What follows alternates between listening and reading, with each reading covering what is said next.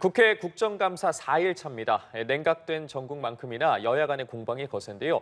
야당이 김건희 여사를 겨냥한 공세 수위를 높이는 가운데 여당은 야당의 동행명령권 남발 등을 주장하면서 적극적인 엄호에 나서고 있습니다. 국회 취재기자 연결해 보겠습니다. 장보경 기자. 네, 오전 국감대책회의에서 국민의힘 추경호 원내대표는 거대 야당이 자기 입맛에 맞는 특검 추진을 위한 개정안을 여당의 강한 문제 제기에도 불구하고 강행 처리한다며 맹비난했습니다. 특히 민주당이 추진하는 상설특검 국회 규칙 개정은 명백히 위헌이라고 강조했는데요. 하위법인 규칙으로 상위법 법률을 무너뜨리는 것이고 특검 추천위의 정치적 중립과 직무상 독립을 규정한 상설특검에 정면으로 반한다고 지적했습니다. 이어 추 원내대표는 권한쟁의 심판 청구와 가처분 신청 등 사용할 수 있는 모든 법적 조치를 강구하겠다고 경고했습니다. 반면 민주당은 대통령 독대를 앞둔 국민의힘 한동훈 대표를 향해 특검 수용을 건의해달라 압박했습니다. 민주당 박찬대 원내대표는 윤 대통령 독대를 앞둔 한 대표를 향해 이 법무부 장관 시절 의지가 있었다면 수사는 진작에 끝났을 것이라고 주장했습니다. 오늘 국감은 군사법원 등을 대상으로 한 법사위 공방이 가장 치열할 것으로 예상됩니다.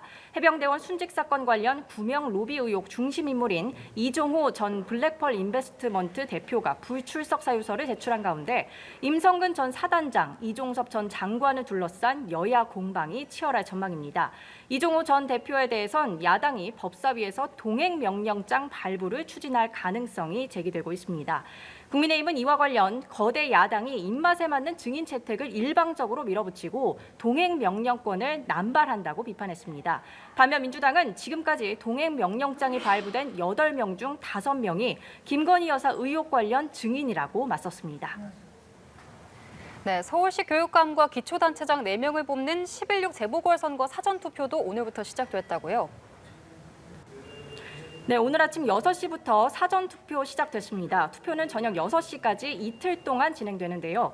정당이 관여할 수 없는 교육감 선거 외에 일단 국민의힘은 인천 강화와 부산 금정에서, 민주당은 전남 영광, 곡성 지역 승리에 사활을 걸고 있습니다. 전통 강세 지역 승리와 함께 나머지 지역의 역전극을 노리며 지난 총선에 버금가는 치열한 선거전을 펼치고 있습니다. 여야 아침 회의에서도 날선 발언을 주고받았습니다. 국민의힘은 이재명 대표의 도중에라도 끌어내리는 게 민주주의고 대의 정치 아니겠나라는 유세 현장 발언이 누가 봐도 탄핵을 말하는 것 같다며 검은 속내가 여전히 논란이라고 맹비난했습니다. 반면 민주당은 이번 재보선을 총선 참패에도 정신 차리길 거부하는 정권 2차 심판 선거라고 규정하며 못했다면 안 찍어주는 게 민주주의 원리라고 강조했습니다. 지금까지 국회에서 전해드렸습니다.